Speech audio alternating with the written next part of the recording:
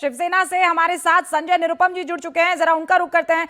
संजय जी, अभी तो रुझान आने शुरू हुए हैं। सबसे पहले मैं आपसे रिएक्शन चाहूंगी। जो संजय राउत ने अब से थोड़ी देर पहले बयान दिया है कि ये तो होना ही था, शिवसेना के जितने भी असल वोटर थे उनके तो लिस्ट से नाम गायब कर दिए। और फिर राहुल गांधी सर ये कह रहे हैं कि ये जो कुछ भी इस वक्त हो रहा है ये इलेक्शन कमीशन की वजह से हो रहा है। इंक गायब की हुई एक फोटो उन्होंने डाली है और वो कह रहे हैं कि ये एंटी नेशनल एक्ट है इलेक्शन कमीशन की तरफ से।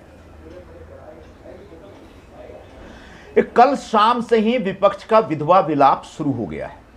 अभी पूरी तरह से रिजल्ट भी नहीं आए हैं कि उन्होंने कहना शुरू कर दिया कि इलेक्शन कमीशन ने ये चुनाव जितवा दिया, या फिर स्याही तुरंत मिट जा रही है, या फिर एक पैडियो यूनिट एक मशीन आई है वो गड़बड़ है, वीवीपैट क्यों नहीं था, स्याही क्यों मिट गई, ईवीएम क्यों खराब है, ये हमारे लोगों के नाम उड़ गए। ये सब बकवास है। जो मुंबई हित की बात करेगा वही मुंबई पे राज करेगा। हम लोग मुंबई के विकास के एजेंडे पर मैदान में उतरे थे। पिछले 3-4 वर्षों में जिस तरीके से मुंबई में डेवलपमेंट हुआ है, जिस तरीके से रास्तों का विकास हुआ है, मेट्रो की जालें बिछी हैं, हाउसिंग सेक्टर में जो गरीब लोगों को रिहैब करने का हमने प्लान कागज से निकाल करके जमीन पे लागू करना शुरू किया, चाहे बीडीडी चाल हो या रमाबाई अंबेडकर चाल हो, एरिया हो यहाँ घाटकोपर का, तो इसका असर लोगों के ऊपर था और मुंबई के मतदाताओं ने विकास के हक में वोट दिया। इनने क्या किया, ये भाषा, जाति और धर्म के नाम पे लोगों को बांटने का काम शुरू किया। इन्होंने हिंदी और मराठी वाद विवाद शुरू किया और इसके जरिए मराठी लोगों को भड़काना चाहते थे। लेकिन मराठी भाषिक लोग, उनको भी मुंबई का विकास चाहिए। और आज चुनाव हारने के बाद जब इस चुनाव में वो मैनिपुलेशन ढूंढेंगे या इलेक्शन कमीशन को दोष देंगे तो निश्चित तौर पर मुंबई के लोगों का अपमान होगा। ये मुंबई के लोगों का जनादेश है, मुंबई के लोगों का फैसला है। उनको डेवलपमेंट चाहिए, उनको जाति के नाम पे, भाषा के नाम पे झगड़ा नहीं चाहिए। आपके साथ बैठने का मौका मिला है, अलग अलग मौकों पर हम बहुत मसलों पर सवाल जवाब हुए हैं।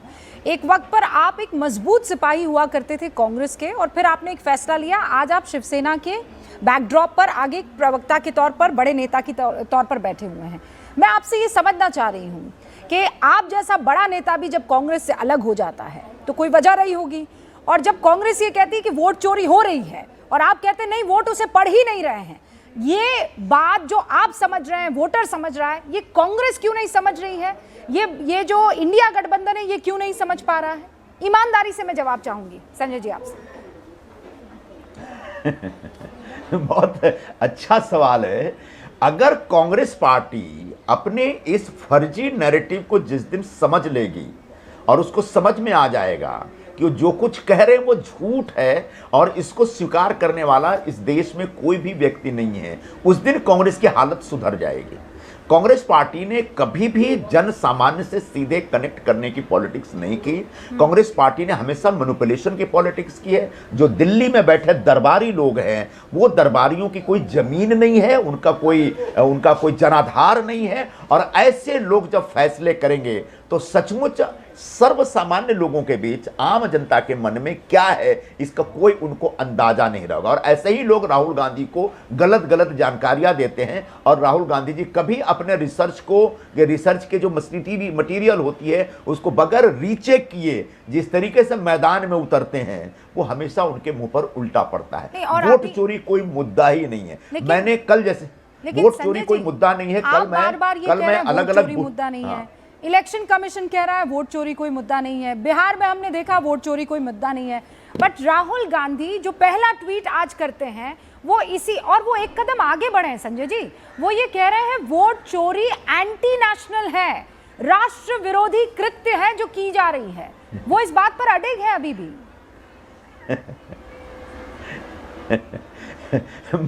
मैं राहुल जी हमारे नेता हुआ करते थे, मैं उनके थोड़ा बहुत करीब था। मैं उनसे हाथ जोड़ के निवेदन करूंगा, कृपया करके अपने आसपास जो फर्जी लोगों को बैठा रखे हैं आप, उन फर्जी लोगों की राय लेकर के आप फर्जी नैरेटिव मत चलाइए, वरना आप लगातार चुनाव हारते रहेंगे। मेरे ख्याल से 99-100 चुनाव हार चुके हैं। ये मेरे ख्याल से 101वां या 102वां दूसरा चुनाव होगा। तो इस तरह से कोई अल्टरनेशनल नहीं है। और इस देश के लोग इतने होशियार हैं, इतने समझदार हैं कि कौन नेशनल है कौन एंटी नेशनल उसको पहचानते हैं। और लगातार अगर भारतीय जनता पार्टी एनडीए शिवसेना के पक्ष में लोग वोट देते आ रहे हैं तो किसी इतने देश के लोग इतने मूर्ख नहीं है जो एंटी नेशनल को वोट देंगे।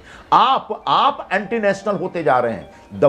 जिस तरीके से आप अपने देश के नागरिकों के फैसले पर अविश्वास प्रकट करते हैं वो कहीं ना कहीं आप राष्ट्र की मुख्य धारा से दूर होते चले जा रहे हैं। और भी दूर होते चले जाएंगे। आज मुंबई महानगर पालिका के चुनाव में कांग्रेस की हालत सबसे खराब होगी क्योंकि कांग्रेस लोगों से कनेक्ट ही नहीं हो पा रही है। और इस बीच जब आप बात कर रहे हैं, भारतीय जनता पार्टी ने पहली सीट जलगांव की जीत ली है। अब तक रुझान आ रहे थे, जो पहला नतीजा आया है वो भारतीय जनता पार्टी की जीत वाला नतीजा आया है, जहां ये बताया जा रहा है कि जलगांव की जो सीट है वो भारतीय जनता पार्टी ने सीट जीत ली है। उधर प्रभाग 15 की मतगणना रोक दी गई है नासिक में, ये जानकारी मिल रही है। जो प्रभाग 15 नंबर का है उसकी मतगणना रोकी गई है। मशीन में मतदान का समय शाम 5:30 बजे तक का था, लेकिन मशीन 5:21 पर ही बंद हो गई थी और इसी वजह से मतगणना को रोक दिया गया है। इस मामले में निर्वाचन निर्णय अधिकारी जानकारी ले रहे हैं। ये एक और बड़ी खबर है। कुल मिलाकर जो नतीजे आए हैं, जो पहला नतीजा है वो भारतीय जनता पार्टी के पक्ष में जाता हुआ दिख रहा है।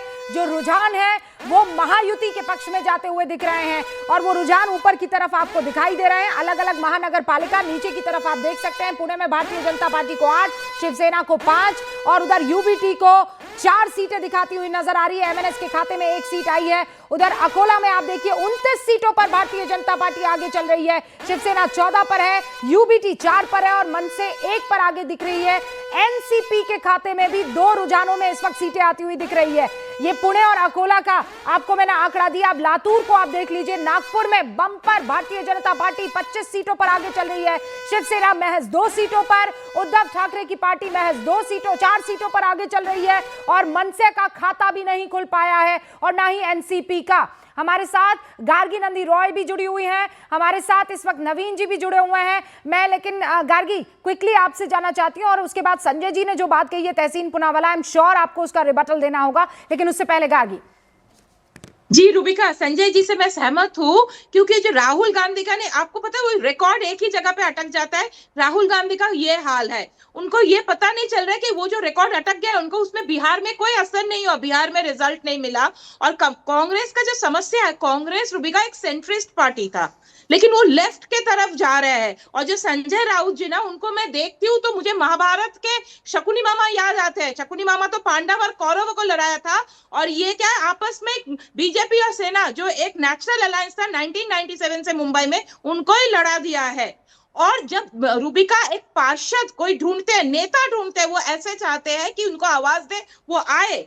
तो जब ठाकरे और आप शिंदे जी का फर्क देखेंगे ना, उनका जो घर है, एकनाथ शिंदे जी का घर हमेशा खुला रहता है, कोई भी जा सकता है, ही सो एक्सेसिबल। और जब उद्धव ठाकरे जब वो चीफ मिनिस्टर थे 2019 to 2022, वो तो मंत्रालय तक नहीं जाते थे, वो एक्सेसिबल ही नहीं है। क्यों शिवसेना टूटा था? शिवसेना टूटा था, मैं तो उस वक्त भी मैं यही कह रही थी कि it was the rise of the subaltern Shiv Sainiks. जो गांव में शिवसेना थे वो लोग पहुंच ही नहीं पाते थे उद्धव ठाकरे तक, इसीलिए ये बात कर रही है। लेकिन बार बार तो आरोप ये लगता है ना कि एकनाथ शिंदे ने धोखा दिया। एकनाथ शिंदे अगर धोखा नहीं देते तो शायद शिवसेना ना टूटती। मानना पड़ेगा, उनको देखना पड़ेगा ये पिक्चर, कांग्रेस को भी, संजय राउत को भी। और भाई तहसीन पुनावाला आप जवाब दे, उससे पहले विवेक भी मेरे साथ जुड़े हुए हैं। विवेक, क्या जानकारी आपके पास? लगातार फोन में आप देख रहे हैं, इसका मतलब सूत्र लगातार आपके संपर्क में है और आपको जानकारियां दे रहे हैं, जरा दर्शकों को बताएंगे आप? आज रूबिका देखिए, जिस तरीके से जो हमारे जो लगातार बातचीत हो रही है उस पर बड़ा जश्न की तैयारी हो रही है और बड़े जश्न की तैयारी दोनों दफ्तर में, प्रदेश का जो बीजेपी का दफ्तर है वहां पर नरीमन पॉइंट पे भी हो रही है और साथ ही साथ जो मुंबई का बीजेपी दफ्तर है दादर, वहां पर भी लगातार बड़ी तैयारियां हो रही है। देखिए किस तरीके से, अगर मैं आपको दिखाना चाहूंगा, जो स्पीकर्स लग चुके हैं, फैंस आ रहे हैं धीरे धीरे। ये जो तैयारी है रूबिका, ये 1 घंटे पहले यहाँ पे कुछ भी नहीं था। उनका साफ तौर पर कहना था कि रुझान आ जाएंगे उसके बाद होगा, ऐसा नहीं कि पहले से एक्साइटेड होकर सारी तैयारियां कर ले फिर नंबर्स नहीं आए। और जिस तरीके से जो यहाँ पे लेबर्स काम कर रहे हैं, देखिए स्क्रीन पहले कुछ देर पहले बिल्कुल बंद थी, स्क्रीन महज 15 मिनट में स्क्रीन को, बड़ी स्क्रीन को लगा दिया गया है। पूरे एरिया को कॉर्डन ऑफ कर दिया गया है। लगातार जो है यहाँ पर जो तैयारियां वो शुरू हो चुकी हैं, वही तैयारियां जो रूबिका जो दादर ऑफिस है बीजेपी का, वहां पर भी वही तैयारियां हो रही है। जिससे मैंने बताया कि ये जो एरिया है इसको पूरी तरह से कॉर्डन ऑफ किया गया है। ये एरिया ओपन रहा करता था, पार्किंग स्लॉट था, या उसको पूरी तरह से बंद कर दिया गया। जो जानकारी ये जश्न की तैयारी जो है यहाँ पर जलेबियां चलेंगी। क्या वक्त मुकर्रर किया गया है और क्या फडणवीस वहां पर आएंगे, क्या शिंदे भी वहां पर मौजूद रहने वाले हैं, किस तरीके की जानकारी मिल रही है? रूबिका देखिए, जो जानकारी हमें मिल रही है कि सबसे पहले अगर बीएमसी का रिजल्ट आता है, क्योंकि बीएमसी जो है वो मुंबई का है, और सबसे पहले अगर बीएमसी जीत होती है तो सबसे पहले देवेंद्र फडणवीस और तमाम जो नेता हैं वो सबसे पहले मुंबई के दादर इलाके में जाएंगे, जहां पर मुंबई बीजेपी का मुख्यालय है, क्योंकि वहीं से पूरी रणनीति बनी थी, वहीं पर सारी मीटिंग्स हुई थी, और जिस तरीके से मुंबई प्रदेश अध्यक्ष अमित शाह में तो वहां पे मौजूद होंगे। उसके बाद 29 म्युनिसिपल कॉर्पोरेशन का रिजल्ट धीरे धीरे जो बीजेपी और महायुति के फेवर में आ रहा है, तो बड़ा जश्न के बाद देवेंद्र फडणवीस इस जगह पे जहां पे मौजूद है वहां पे आएंगे, लेकिन एक मैच नहीं आएंगे, क्योंकि देखिए ये जो सेलिब्रेशन है वो बीजेपी का रहेगा, क्योंकि भारतीय जनता पार्टी के दफ्तर में हो रहा है और ये समझ में आता है। लेकिन विवेक, आपके पास तो कुछ रुझान जो है उसके आंकड़े भी आ रहे हैं, आप दर्शकों को एक बार बता पाएंगे कि कहां कहां क्या क्या रुझान आ चुके हैं और कितनी तस्वीर क्लियर हुई है? देखिए, सबसे ज्यादा अगर सबकी नजरें हैं वो है मुंबई बीएमसी में महायुति आगे चल रही है, बीजेपी के नंबर्स अच्छे हैं, शिवसेना के साथ शिंदे कैंप के साथ लड़ रही है, उसके नंबर्स अच्छे हैं। ठाकरे ब्रांड का जो जादू कहा जा रहा था कि ठाकरे ब्रांड मैटर करेगा, ठाकरे ब्रांड उतने अभी तक जो रुझान आ रहे हैं, ठाकरे ब्रांड उनके नंबर्स नहीं आ रहे हैं, तो कहीं ना कहीं महायुति काफी ज्यादा कॉन्फिडेंट दिख रही है, और उनको बोले कि जो मैजिकल आंकड़ा है 114 का, 114 कोई भी अगर जो पॉलिटिकल अलायंस है उसको पार कर लेती है तो मेयर उन्हीं का बनेगा, क्योंकि 227 टोटल सीटें हैं। दूसरी अहम सीट है पिंपरी चिंचवड़ और पुणे, वहां पे दावा किया जा रहा था कि शरद पवार अजीत पवार एक साथ लड़ रहे हैं, गढ़ है उनका रूबिका, मैं आपको बता दूं उनका गढ़ माना जाता है, इसलिए दोनों चाचा भतीजे साथ चुनाव लड़ रहे हैं। लेकिन बीजेपी ने वहां भी अपनी बाजी मार ली है, ऐसा दिख रहा है, क्योंकि पिंपरी चिंचवड़ और पुणे में लगातार बीजेपी दोनों म्युनिसिपल कॉर्पोरेशन में आगे चल रही है, तो बड़ा झटका बोल सकते हैं कि अगर बीजेपी ने पिंपरी चिंचवड़ और पुणे निकाल दिए तो बड़ा झटका होगा शरद पवार और अजीत पवार के लिए। ये दो महत्वपूर्ण जगह है, पुणे और पिंपरी चिंचवड़, जहां पर महायुति एक नहीं है, इंटैक्ट नहीं है, और इसीलिए इंपॉर्टेंट हो जाता है थाने और पिंपरी चिंचवड़ के नतीजों को भी देखना। इस बीच आपको बड़ी खबर दे दूं मैं, प्रदीप भंडारी जो कि भारतीय जनता पार्टी के राष्ट्रीय प्रवक्ता है, उन्होंने परिवारवाद को करारी शिकस्त मिल गई है निकाय चुनाव में। ये मतगणना के बाद प्रदीप भंडारी का बयान आया है, बीएमसी चुनाव में परिवारवादियों की करारी हार हुई है, यानी वो उद्धव ठाकरे की तरफ भी निशाना साध रहे हैं और शरद पवार की तरफ भी निशाना साधते हुए नजर आ रहे हैं। प्रदीप भंडारी ने ये पोस्ट किया है और ये कहा है कि निकाय चुनाव की मतगणना बताती है कि परिवारवाद बुरी तरीके से हारा है। एक बड़ा सा पोस्ट यहां पर किया गया है प्रदीप भंडारी की तरफ से। लेकिन हमारे साथ तहसीन पुनावाला भी जुड़े हुए हैं। तहसीन, ये दो इलाके हैं जो है वो सबसे महत्वपूर्ण हो जाते हैं, थाने और पिंपरी चिंचवड़, और थाने में भी भारतीय जनता पार्टी और पुणे भी यहां पर मजबूत स्थिति में दिखाई दे रही है। इनफैक्ट पिंपरी चिंचवड़ में भी बहुत कांटे की टक्कर है, इसलिए क्योंकि बीजेपी अगर 15 पर है तो राष्ट्रवादी 14 पर है। इसमें मैं एक थोड़ा सा बता दो, एक कॉन्ट्रडिक्शन, और जो आपने भाजपा के प्रवक्ता का ट्वीट या पोस्ट बताया, बीजेपी भी स्वयं 90% उनके टिकट्स परिवारवादों को दी है। इनफैक्ट पिंपरी चिंचवड़, पुणे और मुंबई में ऐसे हो गया है कि कुछ लोग विधायक है एनसीपी के लड़ रहे बीजेपी की सीट पे, बीजेपी की सीट पे एनसीपी से लड़ रहे, सब परिवार जितने भी राजनीति में हैं ये बीजेपी और एनसीपी और शिवसेना के अंदर डिवाइड होकर एक दूसरे के साथ लड़ रहे। उदाहरण के तौर पर राहुल नार्वेकर जी, वो वो स्पीकर है महाराष्ट्र असेंबली के, उनके परिवार के सभी सदस्यों को टिकट दिया है बीजेपी ने। तो प्लीज कोई परिवारवाद के खिलाफ नहीं, परिवारवाद का एंडोर्समेंट सभी परिवारवाद है 90%। दूसरी चीज, पिंपरी चिंचवड़ या में जो भी हो, ये सारे जो कैंडिडेट्स हैं एक टाइम पे बीजेपी में थे, एक टाइम पे एनसीपी में, सब लोगों ने एडजस्टमेंट करते ताकि ये वोट स्प्लिट ना हो। एक आपके पहले वाले शो में किसी ने कहा कि विपक्ष भी हम रहेंगे, सरकार में भी हम रहेंगे, तो ये चीज महाराष्ट्र के अंदर हो गई। अनफॉर्चुनेटली वो नवीन जी ने कहा था, नवीन जी, तो ये सच है, ये सच है। महाराष्ट्र की पॉलिटिक्स ऐसी होगी, आप सोचिए, आप इस हद तक सोचिए कि एमएनएस और लेफ्ट पार्टीज एक साथ आ गई। आप सोचिए, एमएनएस जो मजदूरों को पीटती है, लेफ्ट पार्टी जो मजदूरों के लिए खड़ी होती है, ये भी एक साथ आई। अब इसके अलावा आपने क्या नहीं देखना है महाराष्ट्र के अंदर? तो कहीं ना कहीं महाराष्ट्र की जनता को भी सोचना होगा कि भाई ये क्या हो रहा है, और नेताओं से सवाल पूछना होगा।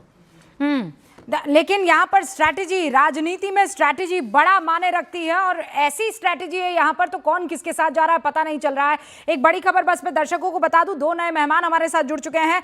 कोल्हापुर की जानकारी मिल रही है। भारतीय जनता पार्टी 18 सीटों पर आगे चल रही है, शिवसेना 7 पर, एनसीपी 3 पर, कांग्रेस 21 पर आगे चल रही है कोल्हापुर में। यानी सबसे बड़ी पार्टी के तौर पर रुझानों में कांग्रेस दिखाई दे रही है। शिवसेना उद्धव ठाकरे गुट 2 पर आगे चल रही है। एनसीपी, एमएनएस और बाकी अपना खाता भी नहीं खोल पाए हैं। वहां संभाजी नगर में भारतीय जनता पार्टी 12 सीटों पर आगे चल रही है।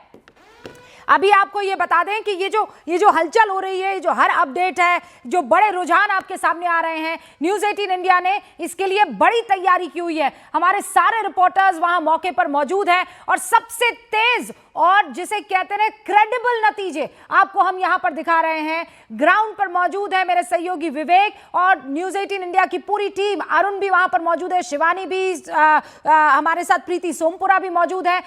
जैसा विवेक बता रहे हैं कि तैयारी पूरी है जश्न की। विवेक, ये ओवरऑल जीत की तैयारी है या केवल मुंबई के नतीजों? क्योंकि मेयर अगर मुंबई में भारतीय जनता पार्टी का बन जाता है तो ये मेरे ख्याल से सबसे बड़ी जीत के तौर पर बीजेपी बताना चाहेगी।